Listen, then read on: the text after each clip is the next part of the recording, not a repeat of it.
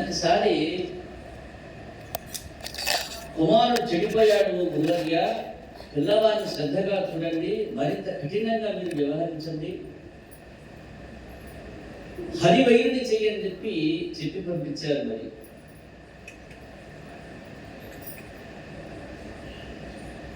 అప్పుడు మళ్ళా గురువు గారు ఆశ్రమానికి తీసుకెళ్లారు రెండోసారి. అక్కడ చాలా సంఘటనలు జరిగినాయి. పాప అవన్నీ దాచిపెట్టారంట రాజుగారికి చెప్పకుండా. చండామార్కుల వారి యొక్క కుమారుడు, చండామార్కుల వారు శుక్రాచార్య యొక్క కుమారుడు. ఏం జరిగిందంటే అక్కడ గురుకులంలో ప్రవేశించినటువంటి ప్రహ్లాదుడు గురువులు బోధించే విద్యలన్నీ నిరర్ధకాలని, కోరికలు ఫలించాలనుకునే వారికే కానీ భగవంతుడు కావాలనుకునేటువంటి వాళ్ళకి అవన్నీ పనికిరానివని తెలుసుకున్నాడు. గురువులు గ్రహకృత్యాలు జపతపాలు చేసుకునే సమయాల్లో తన తోడి వాళ్ళని దగ్గరికి పిలుచుకునేవాడు. వీళ్ళు పాపం ఏదో వీళ్ళకి చదువు చెప్పి విశ్రాంతి తీసుకున్నామంటే లోపలికి వెళ్ళగానే రండయా బాలగారు అందరూ రండి ఇక్కడ కూర్చోండి అని పిలిచేవాడు. రండి వినండ్రా, మన వీడు పిల్లలు కొందరు నేల పోయి చనిపోవటం మీరు చూసారా? ఎప్పుడైనా చూశారు కదా. దాని అర్థం ఏమిటో మనకి చెప్పకుండా మన గురువులు పెడదారి పట్టించి అర్థం లేని పనికి మాల విషయాలేవో అర్థాలు కల్పించి చెప్తుంటారు రా నాయన. ఎవరికి? పక్కన పిల్లలకి బోధిస్తూ ఉన్నాడు తనే గురువైనట్టు. అతడు చెప్పే శాస్త్రాలు మనం నేర్చుకోనవసరం లేనటువంటివి, మనకి మేలు కలిగించే విషయాల గురించి నేను చెప్తాను వినండి అని చెప్పి అవి వింటే మనకు సర్వదా క్షేమం కలుగుతుంది. ఓ మిత్రులారా, మనకు లభించని ఈ జన్మ బహు దుర్లభమైనది. మనుష్య నరానాం జంతువునాం నరజన్మ దుర్లభం అన్నాడు. ఈ జన్మ అతి ఉత్తమమైనటువంటి త్వరగా వచ్చేటువంటిది కాదు. ఈ జన్మలోనే మనం ఎంతో మంచిది సాధించవచ్చురా, లేదా క్షుద్రమైన భోగాలు అనుభవిస్తూ పతనము కావచ్చు. రెండూ ఈ జన్మకున్నాయి. ఏది క్షేమకరమో శాశ్వతమో ఆ మార్గాన్ని మనం ఎన్నుకోవాలి. జీవితంలో సగభాగం ఎలా అయిపోయింది? నిద్రలో గడిచిపోయింది. ఒక భాగం బాల్యంలో కౌమారంలో క్రీడల్లో వెళ్ళిపోయింది, ఆటలాడుతారు. మిగిలిన భాగం యవ్వనము, భార్య, బంధు పరిచార, ధనార్జన, వార్ధక్య చింతనలోనే గడిచిపోతుంది. సంసారిక భగవంతుని గురించి తెలుసుకోవడానికి అవకాశమే కలిగించుకోడురా. ఇలాగే మళ్ళీ మళ్ళీ జన్మిస్తూ మరణిస్తూ నారాయణ తత్వాన్ని ఏ జన్మలోనూ తెలుసుకోలేక గమ్యము నుండి ఇంకా దూరంగా జరిగిపోతాడు యొక్క మానవుడు. అన్ని శరీరాల్లోనూ ఆత్మ అంతర్లీనంగా ఉంటుందిరా. ఓ స్నేహితులారా, ప్రతి జీవి తనను తాను ప్రేమించుకోవడం సహజం కదా. ఎవరి ఆత్మను వారు ప్రేమిస్తూ సర్వాత్ముడైన నారాయణుణ్ణి అనుకోకుండానే ప్రేమిస్తున్న సంగతి మనం గుర్తించాలి. ఈ సత్యాన్ని మనం గ్రహించగానే సర్వము నారాయణుడే అనేటువంటి విషయం మనకి అవగతం అవుతుంది. నేను, నీవు, నాది, నీది, ఇతడు శత్రువు, ఇతడు మిత్రుడు అనేటువంటి భేదభావాలే మనలో గ్రహించవు సహోదరులారా. అంతా యొక్క నారాయణమయంగానే చూడగలుగుతాము. మన గురువులు చెప్పే విద్య వలన ఈ జ్ఞానం లభించదు. కేవలం లౌకిక విద్యలే అవన్నీ కూడా. దానివల్ల సంసార పంకంలో ఇంకా లోతుకు కూలిపోయే ప్రమాదం ఉన్నదయ్యా. నేను చెప్పబోయే నారాయణ తత్వాన్ని మీరంతా గ్రహించి అవలంబిస్తే మనలో సర్వభూతదయ కలిగి అసుర భావాలు తొలగిపోతాయి. మనమంతా ఎవరని? అసురులని. ఇలాంటి అసుర భావాలు కలగాలంటే అదిగో సత్వగుణ సంపన్నుడైనటువంటి నారాయణ యొక్క చరణ సేవాతత్పరత కలిగి ఉండాలయా. ఈ చిన్ని వయస్సులోనే మోక్ష మార్గం కొనుక్కొని సజ్జన సాంగత్యం చేస్తూ ఆ యొక్క అచ్యుతిని ఆరాధించడం ఆరంభించాలి. అనుభవం ద్వారా మాత్రమే మనకు ఆ యొక్క భగవంతుడు గోచరిస్తాడయా. ఆయనకి రూపము కానీ గుణాలు కానీ లేవు, కానీ తన యొక్క మాయాశక్తి చేత అనేక రూపాల్లో మనకి కనిపిస్తూ ఉన్నాడు. సత్వ రజస్తమో గుణాలు ఆయన నుండే ఉద్భవిస్తూ ఉన్నాయి. ఆ శ్రీహరి చరణ కమలాల వద్ద మనం శరణాగతులమై పరవశించి పడి ఉంటే మనం కోరుకోకుండానే మనకు అవసరమైనంత వరకు ఆయనే ధర్మార్థ కామాలని అనుగ్రహిస్తాడు మిత్రులారా. ఇక మోక్షం కూడా తనంతట తానే ప్రసాదిస్తాడు ఆ యొక్క భగవంతుడు. పరమాత్మ చింతనమే పరమానందదాయకం నాయన. అదే శాశ్వత ఆనందాన్ని ఇచ్చేది. ఇతరమైనవన్నీ కలలోని అనుభవాలలాగా క్షణికాలైపోతాయి. ఓ సోదరులారా, ఈ జ్ఞానాన్ని పూర్వం నరనారాయణంలోని నారాయణుడు నారద మహర్షికి బోధించగా ఆ మహనీయుడు నాకు బోధించాడని చెప్పి ప్రహ్లాదుడు చెప్తూ ఉంటే రాక్షస బాలకులంతా ఆశ్చర్యపోయి అడుగుతూ ఉన్నారట, మిత్రమా మనం పుట్టినప్పటి నుండి కలిసే ఉంటున్నాం. చండామార్కులే మనకు చదువు చెప్పారు కదా, మీ తండ్రి శాసనం వల్ల నారాయణ శబ్దమే వినబడరాదన్నాడు కదా, మరి నీకు నారద మహర్షి ఈ నారాయణ తత్వాన్ని బోధించడం ఎలా జరిగింది, ఎప్పుడు కుదిరింది, ఆయన ఎప్పుడు నీకు చెప్పాడు మీ నాన్న ఉండగా, అసలు ఎప్పుడు నేర్చుకున్నావు ఇదంతా నువ్వని చెప్పి ఆశ్చర్యంగా అడిగారు.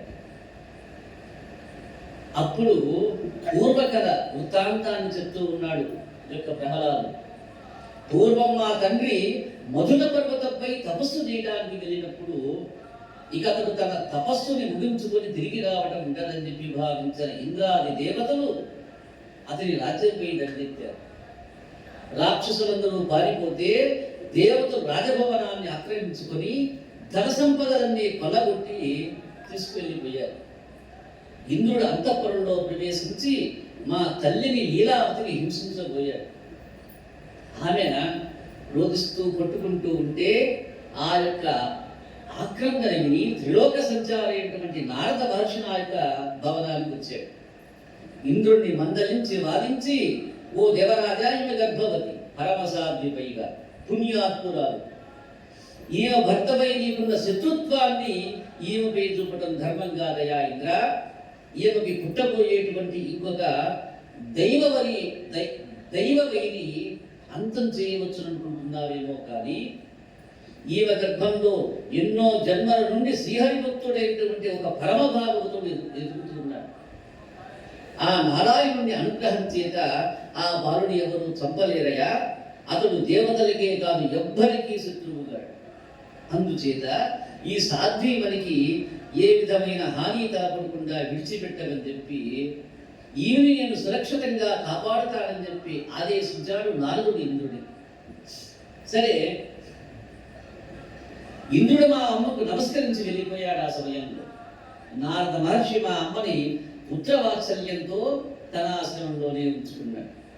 మా తండ్రి తప్పకుండా తపస్సు ముగించి తిరిగి వస్తాడని చెప్పి ఆమెకి ధైర్యం చెప్తూ ఆ సమయంలో సకల ధర్మశాస్త్రాలు, ఆత్మజ్ఞానము, భగవద్భక్తి మొదలైన ఎన్నో బోధించాడు మా తల్లికి నారద మహర్షి.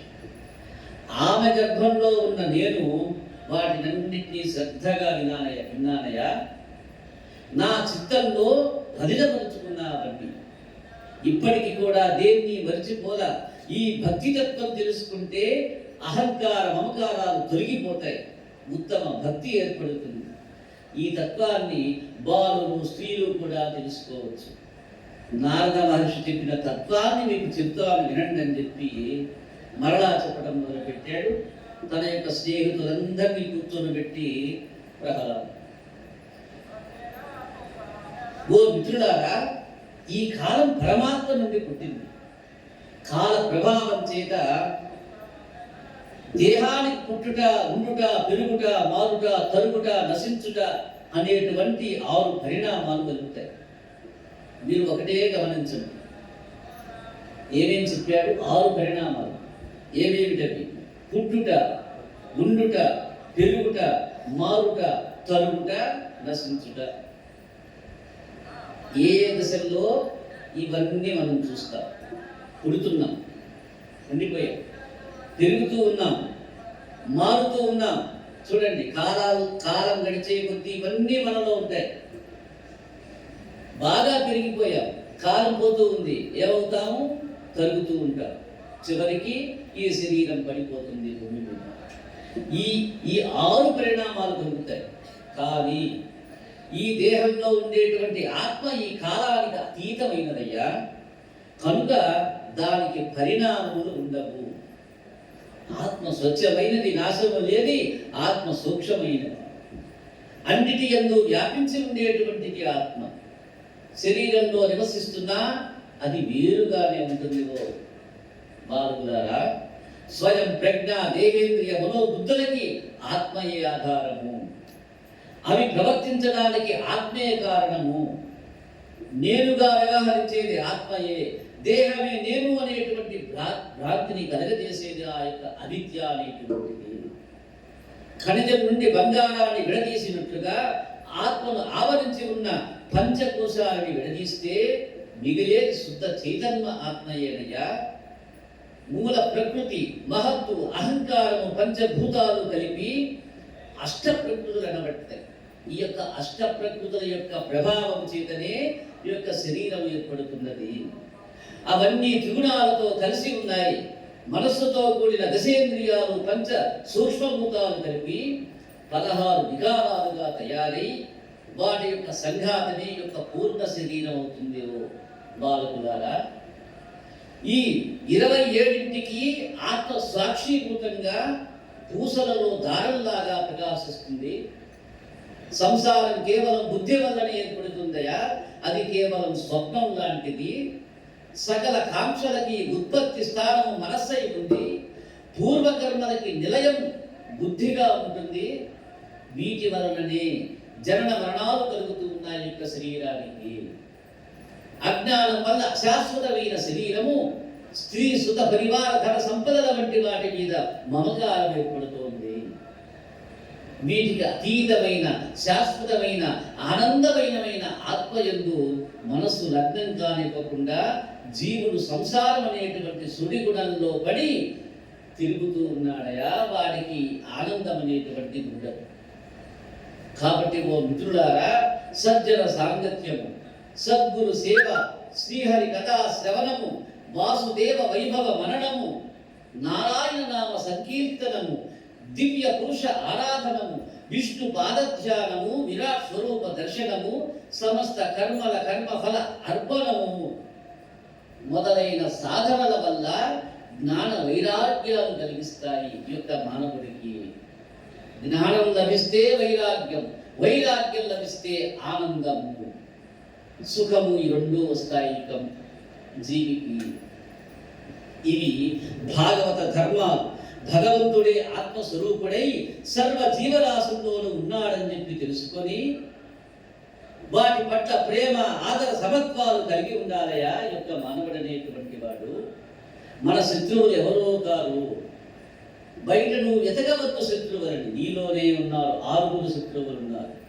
కామ, క్రోధ, లోభ, మోహ, మద, మాత్సర్యాలు అనేటువంటి ఆ యొక్క 6 శత్రువులు ముందుగా గుర్తెరగాలిరా. వాటిని జయించగలగాలి యొక్క శరీరం బుద్ధి ద్వారా, జ్ఞానము ద్వారా. నిజమైన భగవద్భక్తుడు భగవంతుని నామం చెవిన సోకగానే పరవశించిపోతాడు. దేహాన్ని వదిలేస్తాడు, శరీరాన్ని గాల్లో నిలుపుతాడు. అతను ఆనందమైనటువంటి ఆకృతిని పొందగలుగుతాడు. ఆయన యొక్క లీలా గుణ వైభవ విశేషాల గాథల్ని విని ఆవేశంతో గంతులు వేస్తాడు. గోవింద, నారాయణ, వాసుదేవ, పురుషోత్తమ, భక్తవరద ఇలాంటి నామాల చేత ఇరుగెత్తి పాడుతాడు, గెంతుతాడు. ఆనందంతో నాట్యం చేయాలి. అరుస్తాడు, నవ్వుతాడు, నొప్పుతాడు, గెంతుతాడు. ఈ విధంగా వేరు బంధాలను తెచ్చుకొని భక్తి వివసుడై భగవాని సాన్నిధ్యాన్ని చేరుకుంటుంది ఆ యొక్క శరీరము. ఈ సంసార వలయం నుండి బయటపడాలంటే శ్రీహరినామ సంకీర్తనమే చేయూత కలిగిస్తుంది. మానవుడు చేసే సకల కర్మలు ధర్మార్థ కామాలనేటువంటి వాటిని అందిస్తాయి, కానీ మోక్షాన్ని తెచ్చిపెట్టవు. 4వది ఎప్పుడు సాధిస్తావు నీవు. 4 విధాలైనటువంటి విశేష ప్రజ్ఞలున్నాయే. ఆలోచనిచ్చాడు, బుద్ధినిచ్చాడు, అహంకారాన్ని ఇచ్చాడు, ఈ యొక్క శరీరానికి మనస్సునిచ్చాడు. ఆ 4వది ఎన్నిసార్లు పుట్టి సాధిస్తావు ఈ యొక్క జన్మలో? ఎన్నిసార్లు హీన కర్మల్ని పొందుతావు? ఆ యొక్క గర్భావాసం 9 నెలల పాటు ఎన్నిసార్లు పడి ఉంటావు? లోపల మలము, మూత్రము, జీవు, నెత్తురు అనేటువంటి దుర్గంధాలు ఉన్నాయే, వాటిలో ఎన్నిసార్లు పడుకుంటావు నీవు? వాటిని తప్పించుకోవాలంటే నీకున్న మార్గం ఒకటేనయ్యా, శ్రీహరి నామ ధ్యానాంకితుడవతమే యొక్క జన్మకి సార్థకత అవుతుంది. మోక్షాన్ని ప్రసాదించేవాడు శ్రీమన్నారాయణుడే. ఆయన జీవుని రూపంలో సర్వ ప్రాణకోటి యందు నిలిచి ఉన్నాడు. కాబట్టి ఆయన్ని వెతుక్కుంటూ ఎక్కడికో కొనక్కరలేదు. ఎవరికి వారు తమ యొక్క హృదయాలలో ఉన్న పరమాత్మను భక్తి శ్రద్ధలతో ధ్యానించి పొందారు. ఎక్కడుంటాడు దేవుడు, ఎక్కడికి వస్తాడు దేవుడు, ఎవరిని చూస్తాడు దేవుడు అని పరమానంద వచ్చింది. చిక్కడు వ్రతముల క్రతువుల చిక్కడు దానముల సౌశశీల తపములను చిక్కడు యుక్తిని భక్తిని చిక్కిన క్రియ అచ్యుతును సిద్ధముసుంది. ఎక్కడో ఉండట్రా నాయన భగవంతుడు భక్తికి చిక్కినంత సులువుగా ఏ ఇతర సాధనాలకు చిక్కడాయి. సర్వం విష్ణుమయం జగతని గ్రహించాలి.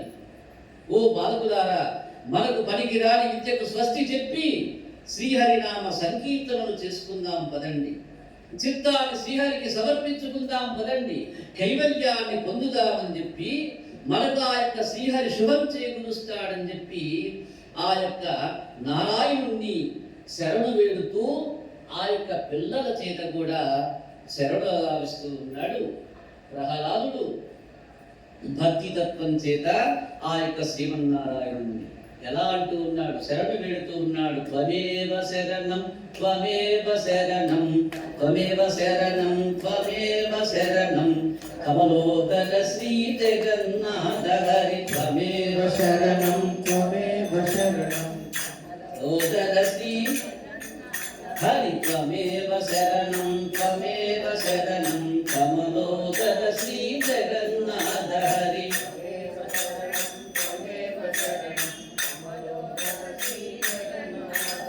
వాసుదేవ కృష్ణ రామన నృసింహ శ్రీ సతీశ సరసిజ నేత్ర త్వమేవ శరణం త్వమేవ శరణం కమలోదర శ్రీ జగన్నాథ హరి త్వమేవ శరణం త్వమేవ శరణం కమలోదర శ్రీ జగన్నాథ హరి భూసుర వల్లభ పురుషోత్తమ పీత కౌశేయ వసనా జగన్నాథ హరి త్వమేవ శరణం త్వమేవ శరణం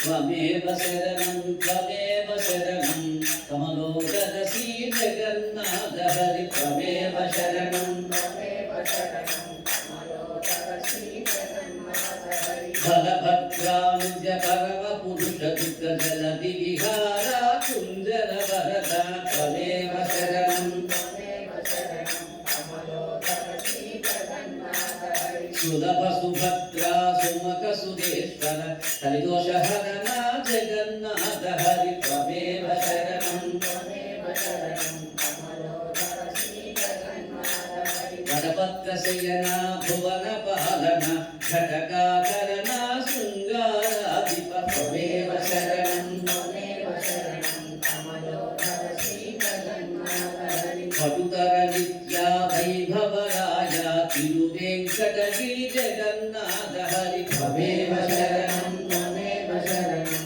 కమలోదర శ్రీ జగన్నాథ హరి త్వమేవ శరణం త్వమేవ శరణం కమలోదర శ్రీ జగన్నాథ హరి త్వమేవ శరణం త్వమేవ శరణం కమలోదర శ్రీ జగన్నాథ ఓ త్వమేవ శరణం త్వమేవ శరణం కమలోదర శ్రీ జగన్నాథ హరి త్వమేవ శరణం త్వమేవ శరణం కమలోదర శ్రీ జగన్నాథ హరి త్వమేవ శరణం త్వమేవ శరణం కమలోదర శ్రీ జగన్నాథ హరి త్వమేవ శరణం త్వమేవ శరణం కమలోదర శ్రీ జగన్నాథ హరి కమలోదర శ్రీ జగన్నాథ హరి కమలోదర శ్రీ జగన్నాథ హరి హరి కమలోదర శ్రీ జగన్నాథ హరి కమలోదర శ్రీ జగన్నాథ ఓ కమలోదర శ్రీ జగన్నాథ హరి కమలోదర శ్రీ జగన్నాథ హరి జగన్నాథ హరి జగన్నాథ హరి జగన్నాథ హరి జగన్నాథ జగన్నాథ హరి జగన్నాథ హరి జగన్నాథ హరి జగన్నాథ ఓ జగన్నాథ హరి జగన్నాథ హరి జగన్నాథ హరి జగన్నాథ హరి జగన్నాథ హరి జగన్నాథ హరి జగన్నాథ హరి జగన్నాథ హరి జగన్నాథ హరి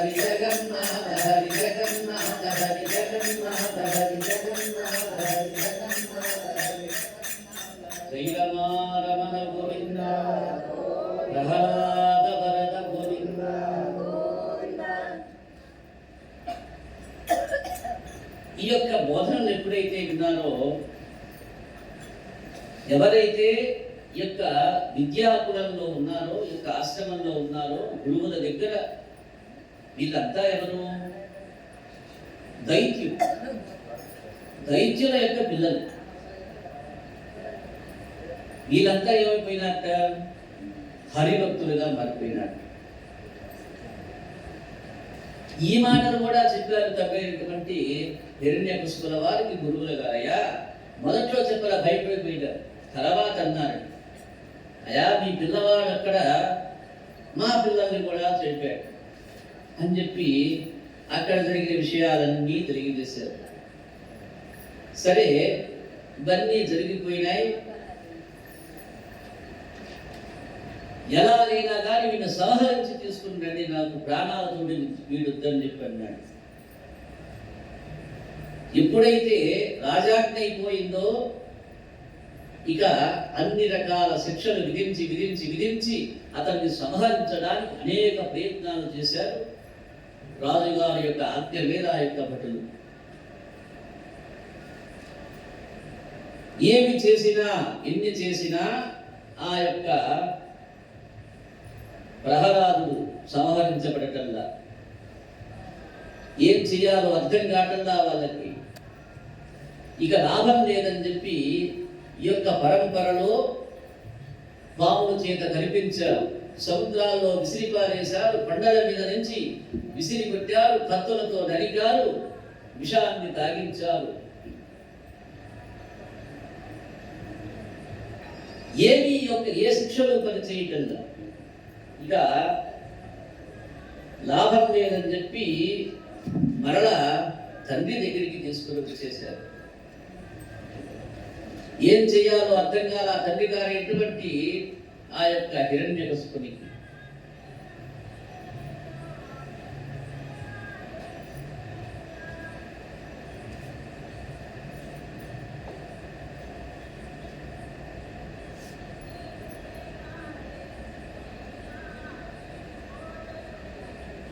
ఎవరిని చూసుకుంటా నీకింత బలము, తండ్రినైనటువంటి నన్నే ఎదురుస్తూ ఉన్నావు, మన యొక్క దానవ వైరైనటువంటి జగన్నాథుడిని పొగుడుతూ ఉన్నావు, పూజిస్తానంటూ ఉన్నావు, అసలు ఏం చూసుకొని నీకు ఈ యొక్క బలం అని చెప్పి గర్జించాడట తండ్రి అయినటువంటి హిరణ్యకశిపుడు ప్రహ్లాదునితో. బలయుతులకు దుర్బలులకు బలమివ్వడు నీకు నాకు బ్రహ్మాదులకన్, బలమెవ్వడు ప్రాణులకను బలమివ్వడట్టి విభుడు బలమసురేంద్ర. ఓ దానవేంద్ర, లోకాల్లోని బలవంతులకి బలహీనులకి ఎవడు బలము? నీకు నాకు బ్రహ్మాది దేవతలకు కూడా ఎవరు బలమో, సమస్త ప్రాణులకు బలమివ్వరు ఆ ఈశ్వరుడే నాకు కూడా బలమయ్యా. ఓ మహాత్మా, దిక్కులకు దిక్కైన వాడు, దిక్కులకు కాలానికి అతీతుడు, దిక్కుగల వారికి దిక్కులేని వారికి కూడా ఎవడు ఆశ్రయమో వాడే నాకు దిక్కయ్యా. అతని అచ్యుతుడు, చ్యుతు లేనటువంటి వాడు, నాశనం లేనటువంటి వాడు, నిరంతరం ఉండేటువంటి వాడు. అతని యొక్క విశ్వాన్ని సృష్టించి పోషించి లయింపజేసి వినియోగిస్తుంటాడు తండ్రి. ఓ దానవేశ్వర, నీవు అన్ని కోణాల్లోని క్షణంలో జయించిన పరాక్రమశాలిని, అన్ని లోకాలని జయించావు. అయినా నీ యొక్క ఇంద్రియాలని, మనస్సుని జయించలేకపోతూ ఉన్నావయ్యా తండ్రి. నిన్ను కామ క్రోధ లోభ మోహ మద మాత్సర్యాలేటువంటి 6 శత్రువులు బంధించి వేశారు తండ్రి. భయంకరమైన యొక్క 6 నశింపచేసినట్లయితే ప్రాణకోటిలో నీకు శత్రువు అనేటువంటి వాడే ఉంటాడు. ఈ విషయాన్ని నీవు తెలుసుకున్నట్లయితే నీకు క్షేమం కలుగుతుంది. ఓ నాయన, నిజానికి శ్రీహరి నీకు శత్రువుగాడు, నీ సోదరుణ్ణి సంహరించాడంటే దానికి కారణం ఉంది. సమత్వం కోల్పోయిన నీ చిత్తమే యొక్క భ్రమని కల్పిస్తుందయా. నీ చుట్టూ ఉన్నవారు భయం చేత నీకు ప్రియాన్ని కలిగించే మాటలే చెప్తారు కానీ నీకు హితాన్ని కలిగించే సత్యవాక్కులు చెప్పరు తండ్రి. సంసార వ్యామోహాన్ని తొలగించుకొని మాధవుని యందు మనస్సు లగ్నం చేయడం క్షేమకరం అని చెప్పి అలా చెప్తూ ఉంటే ప్రహ్లాదు మీద హుంకరించాడు అమరేశ్వరుడు, గర్జించాడట. నాకంటే సంపూర్ణ శక్తి సంపన్నుడు జగన్నాథుడు అయిన రాజు ఈ జీవకోటికి ఇంకెవడున్నాడురా? నా సోదరుని చంపిన ఆ యొక్క హరిని గురించి మొదట ముల్లోకాలు గాలించా, దొరుకుతాడేమో వాడిని చంపి బాధేద్దాము. కానీ వాడు ఈ విశ్వంలో ఎక్కడా దొరకల. నాకు అర్థం ఏమిటి? దాక్కున్నాడు, నేను వస్తాను. మరి నువ్వు చెప్పేంత గొప్పవాడైతే నన్ను చూసి ఎందుకు దాక్కున్నాడు? పిరికి వాడైతే నేను పారిపోయినాడు. చెప్పరా, చెప్పి ఎక్కడున్నావాడో వాడిప్పుడు నా దగ్గరికి తీసుకురా అన్నాడు. గద్దించి అడుగుతున్న తండ్రితో ప్రహ్లాదుడు అన్నాడు ఆనందతిశయంతో పరవశించిపోయి నృత్యం చేస్తూ, ఆ శ్రీహరిని మనస్సులో నిలుపుకొనిరా అన్నట్ట తండ్రి. కరడంబోది గరడు గాలి గరడాకాశమునన్ గుంబినన్ గరడగ్గిన్ దిశలన్ బగల్ల నిశలన్ ఖజ్జోత చంద్రాత్మలన్ గరడోంకారమున త్రిమూర్తుల త్రిలింగ వ్యక్తులంతటన్ గరడీషుండు గరడు తండ్రి విదగక నేలని ఆడలన్. ఓ దానశ్రేష్ఠ, ఇందు గరడందు లేడని సందేహము వలదు. చక్రి సర్వోపగతండు ఎందెందు వెదిగి చూసిన నందందే గరడు దానగా అగ్ని వింటే. పరమ శ్రేష్ఠుడు సముద్రంలో ఉన్నవాడు, గాలిలో ఉన్నవాడు, ఆకాశంలో ఉన్నాడు, భూమి ఎందున్నాడు, అగ్ని ఎందున్నాడు, అన్ని దిశలా ఆయన వ్యాపించి ఉన్నాడు తండ్రి. పగటిలోను రాత్రిలోను సూర్యుని యందు చంద్రుని యందు ఆత్మ యందు ఓంకారంలో ఆయనే నివిడీకృతమై ఉన్నాడు. విశ్వానికి అందరికీ ఆధారం ఇదా ఇక శ్రీహరి. త్రిమూర్తులలో ఉన్నాడు ఆయనే. స్త్రీ పురుష అలింగాల్లో ఉన్నాడు ఆ యొక్క పరమేశ్వరుడు. అంతటా ఉన్నాడయా నారాయణుడు. అక్కడ ఇక్కడ వెదకడం ఏమిటి ఆగింది? అంతటా ఆయనే నివిడీకృతమై ఉన్నాడు. ఆ భగవంతుడు ఇక్కడ ఉంటాడు, అక్కడ లేడనేటువంటి సందేహం పెట్టుకోవద్దు తండ్రి. చక్రపాణి అంతటా నిండి ఉన్నాడు. ఎక్కడెక్కడ వెతికి చూసినా అక్కడెక్కడే కనిపిస్తాడు, తెలుసుకో నాయన.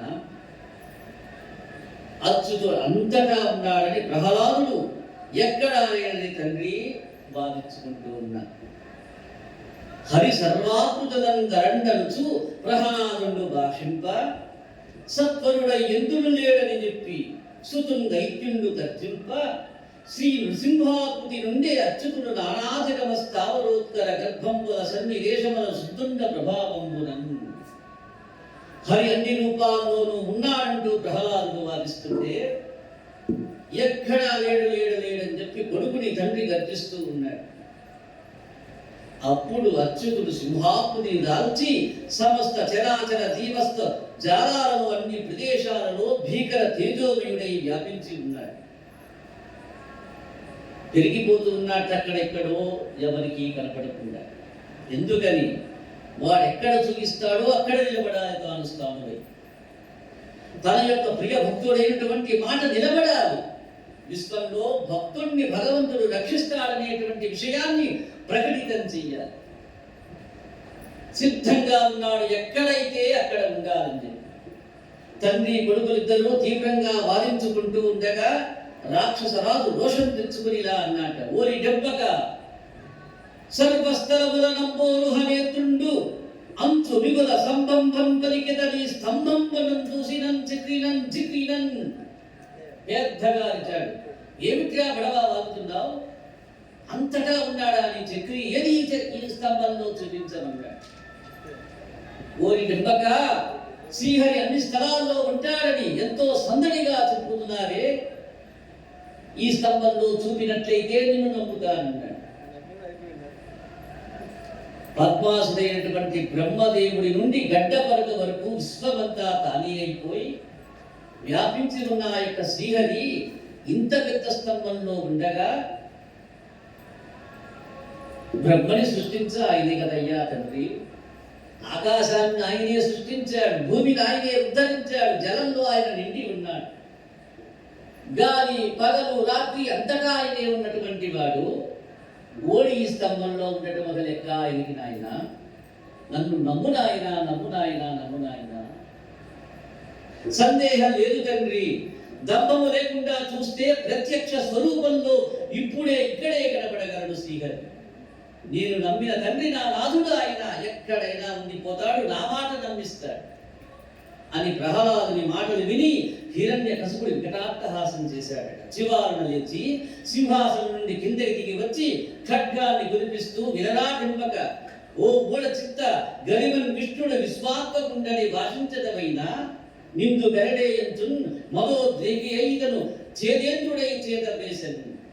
తన యొక్క చేతిలో ఉన్న గదని ఒక్కసారి ఢబేలు అని చెప్పి ఆ యొక్క స్తంభాన్ని కొట్టేశాడు రాక్షసరాజు అయినటువంటి హిరణ్యకశిపుడు.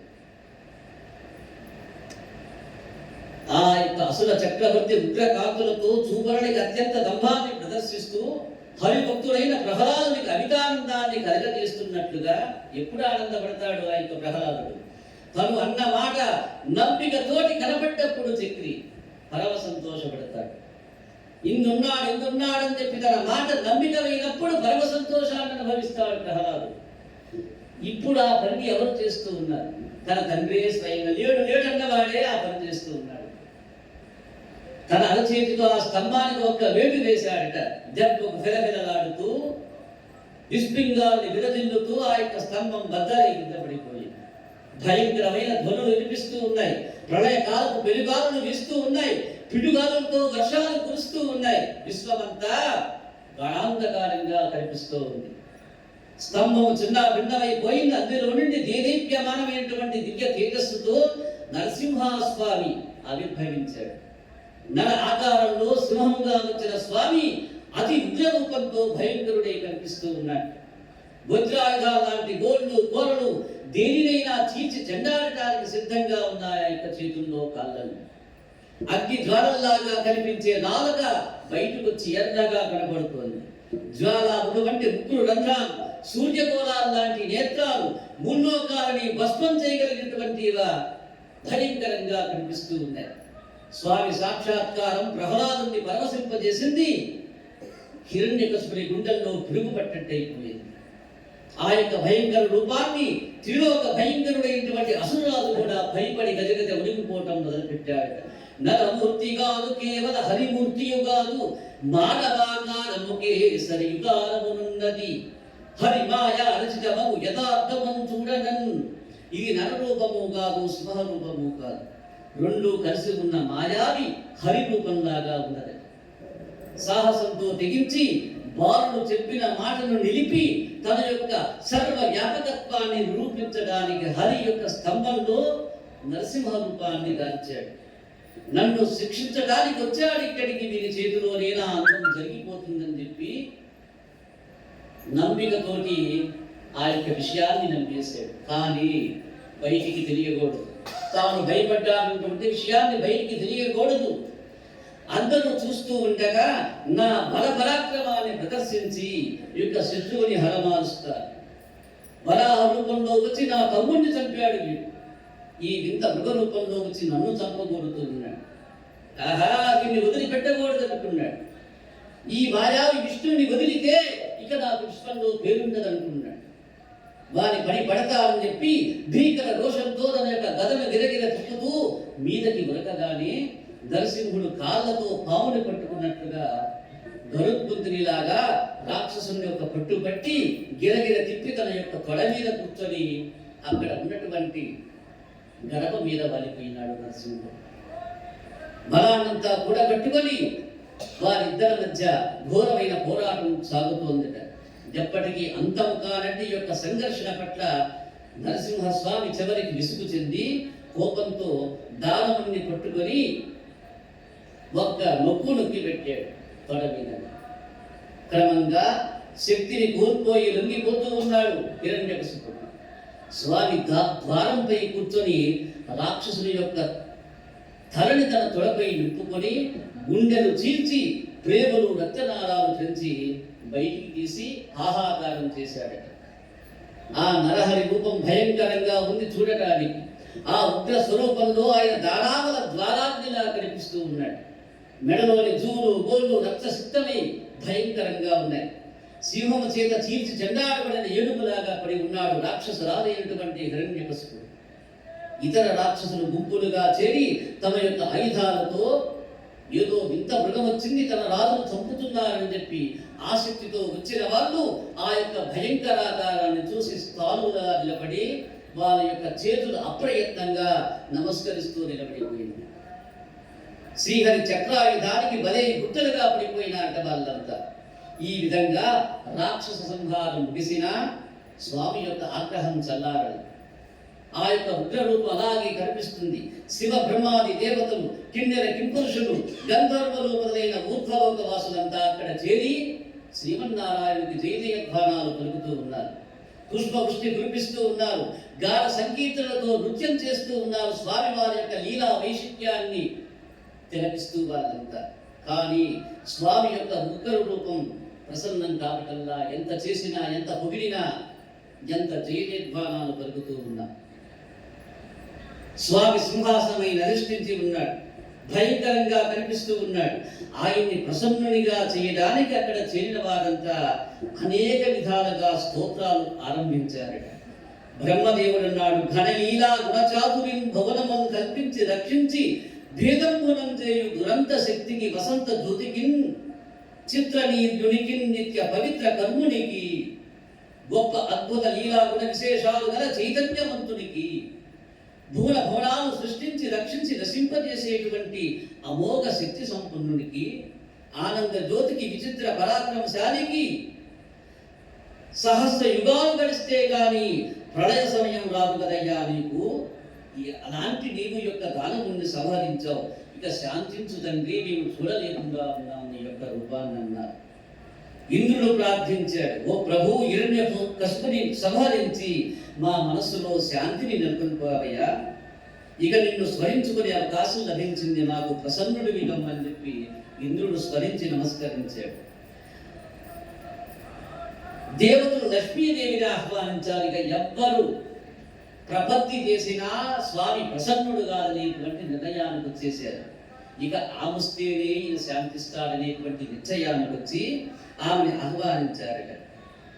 హరికిన్ పట్టపు దేవివి, హరి సేవాని గుణమతివి, హరిగతివి సదా హరిగతివి నీవు, నవి హరి రోషము నింపవమ్మ హరివర మధ్య అంటూ ఆమెని వేడుకున్నారు. అందరూ స్తుతించారు లక్ష్మీమాతను.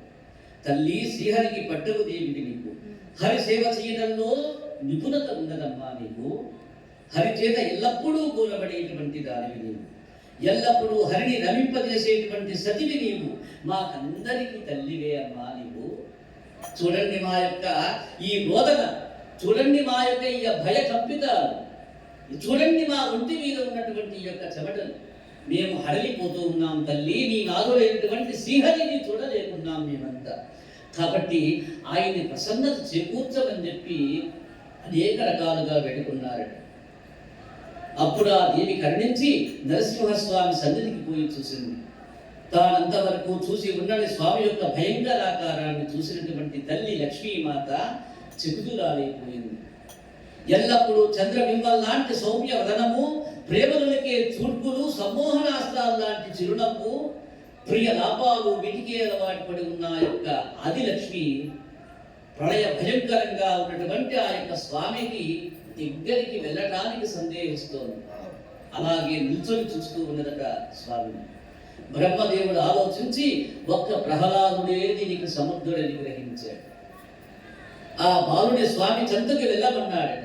నాయనా, నీవు పరమభక్తాగ్రేసుడు, నీ మాట నిలబడటం కోసం, నిన్ను రక్షించడం కోసం స్వామి యొక్క రూపంలో ఇక్కడికి వచ్చాడు. పరమభక్త శిఖామణిటువంటి ప్రహ్లాదుడు చిరునవ్వుతో ఆనందాతిశయంతో స్వామిని సమీపించి ఆయన యొక్క దివ్య పాదాలకు సాష్టాంగ దండ ప్రణామం చేసినంతనే ఉగ్ర నరసింహమూర్తిగా ఉన్నటువంటి స్వామి ప్రసన్నుడై బాలుని ఎత్తుకున్నాడు. పురసరంగా తల నిగిరాడు స్వామి ప్రహ్లాదుని. శ్రీహరి స్పర్శతో ప్రహ్లాదునికి బ్రహ్మజ్ఞానం కలిగింది. భక్తి బాలవశ్యంతో ఆనంద బాష్పాలతో ప్రహ్లాదుడు ప్రభువులాగా ఆయన స్తోత్రం చేశాడు. ఓ పరమేశ్వర, బ్రహ్మ రుద్రాలతో సహా అందరూ నిన్ను అనేక విధాల నిత్యము స్తోత్రం చేస్తూ ఉంటారయ్యా, ఆరాధిస్తూ ఉన్నారు జగత్తంతా నిన్ను. అయినా నిన్ను సంపూర్ణంగా తెలుసుకోలేకపోతున్నారు. నేను మూర్ఖుడిని, బాలుడిని, అసుర గర్భంలో పుట్టినటువంటి వాడిని. నిన్ను నేను స్తుతించగలనా ఓ స్వామి? నీ సాహిత్యం పొందడానికి జపతపాలు, వేదధ్యయనాలు, వ్రత క్రతువులు, పుణ్యకర్మలు, తీర్థయాత్రలు, నియమ నిష్టలు ఏవీ పరుగురావయ్యా ఓ నాథ. గజేంద్రునిలాగా భక్తి శరణాగతి చేత నీ యొక్క అనుగ్రహం పొందవచ్చు ఓ దేవదేవ. ధర్మము, సత్యము, దమము, పాండిత్యము, ఓలిని, దానము, యజ్ఞము, వ్రతనిష్ట, అసూయ, మత్సరాలు లేకుండా ఉండటం, ఈ 12 సద్గుణాల నుండి దైవభక్తి లేని వానికంటే సంస్కారహీనుడై జన్మించిన, తన మనస్సులో ధనము, ప్రాణము, సర్వము ఆ యొక్క స్వామికే సమర్పణ చేసే భక్తి గలవాడు మిగిలి శ్రేష్ఠుడు కదా. విద్యుక్త ధర్మ కర్మలు చేస్తూ ఫలితాన్ని నీకు అర్పించడమే ఉత్తమ మార్గము కదయ్యా యొక్క జీవరాశికి. నీవు భక్తవత్సలుడు, శ్రేష్ఠుడివి. అలాంటి నిన్ను ఈ యొక్క రూపంలో చూడటానికి మా కళ్ళు ఆనటం లేదయ్యా. మా హృదయాలు గమించిపోతూ ఉన్నాయి, మాకు దిక్కులు తోచటంలా. కాబట్టి మమ్మల్ని ప్రసన్నత కూర్చోమని చెప్పి వేడుకున్నాడు ప్రహ్లాదు. నీ ఉగ్రరూపం కంటే భయాన్ని కల్పిస్తున్న యొక్క సంసార దావాగ్ని నుండి కాపాడి ఈ దేహం మీదున్న మోహాన్ని తొలగించు నాయన. నీ పాద సేవ చేసే భక్తుల యొక్క సాంగిత్యాన్ని మాకు ప్రసాదించు. సమస్తము నీవే, సత్య రక్షకుడు నీవే కదా ఓ దేవదేవ. ఈ సకల చరాచర విశ్వంలో శాశ్వతమైనటువంటిది ఏదీ లేదు.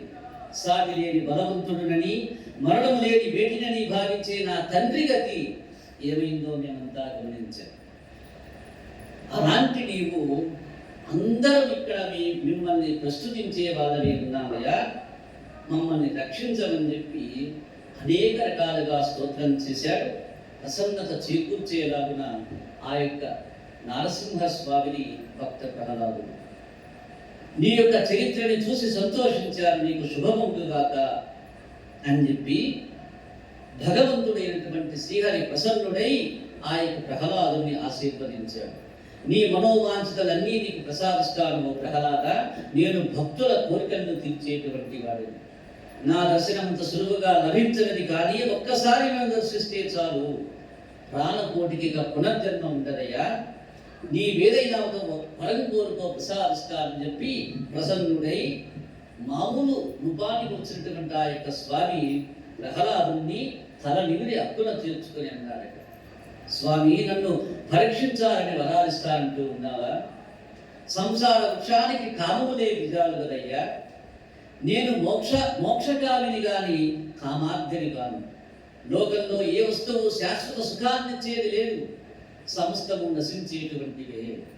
నీవు నాకు వరం ఇవ్వదలుచుకుంటే కామములు కలగకుండేట్లుగా వరప్రదానం చేయమని చెప్పి నరసింహ పురుషోత్తమ పరమోత్తమ ఓం నమో భగవతే తుభ్యం పురుషాయ మహాత్మనే హరయే ధృతసింహాయ బ్రహ్మనే పరమాత్మనే అంటూ ఆ యొక్క నారసింహ రూపంలో తన ఎదురుగా కనబడినటువంటి విశ్వప్రదాత అయినటువంటి అనంత తేజోవంతుడైనటువంటి ఆ యొక్క శ్రీమన్నారాయణను స్తుతించాడు, నమస్కరించి నిలబడ్డాడట ప్రహ్లాదు.